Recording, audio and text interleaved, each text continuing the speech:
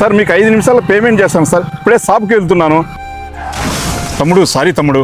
ఏంది సార్ మీరు ఫోన్ మాట్లాడుతూ వచ్చి తగిలిచ్చారు?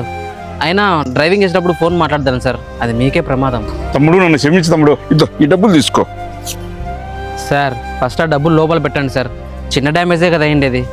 ఇప్పటికే అమ్మా నాన్న నేను ఏ పని చేయలేదని చెప్పి డైలీ అరుస్తున్నారు, అందులో ఇదొకటి. తమ్ముడు ఇప్పుడు నువ్వు ఏ పని చేయలేదని కూడా చెప్తుండేది. అవును సార్.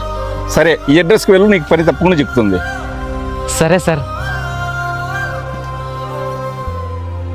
సార్ ఏం తమ్ముడు అక్కడ నిలబడినావు? లోపల రా. మీరు ఇక్కడే పని చేస్తారా? నేను ఇక్కడే పని చేస్తుంటా.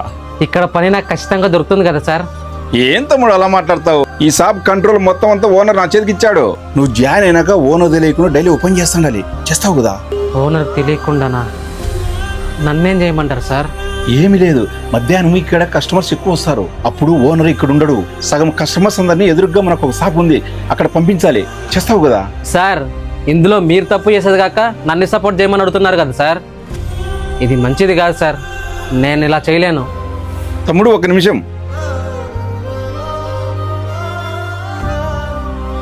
తమ్ముడు ఈ షాప్ నేనేనా ఓనర్ను? ఏం మాట్లాడుతున్నారు సార్? నా దగ్గర పనిచేసే వాళ్ళందరూ డబ్బులు కాచిపడి ఇందాక నేను నీతో చెప్పానే అలానే చేసేవారు తమ్ముడు. అందుకే బాబు నేను నిన్ను టెస్ట్ చేశా. నువ్వు అప్పుడు ఎలా ఉన్నావో ఇప్పుడు అలానే ఉన్నావు. ఈ పనిలోకి రావాలని చాలామంది నన్ను రిక్వెస్ట్ చేసుకున్నారు. ఇప్పుడు నేను నిన్ను రిక్వెస్ట్ చేసుకుంటున్నాను, దయచేసి ఈ షాప్లోకి పనికిరండి బాబు. ఏంది సార్ మీరు? ఫస్ట్ ఆ చెక్ కింద దింపండి, నేను ఇక్కడికే పనికి వస్తాలేండి.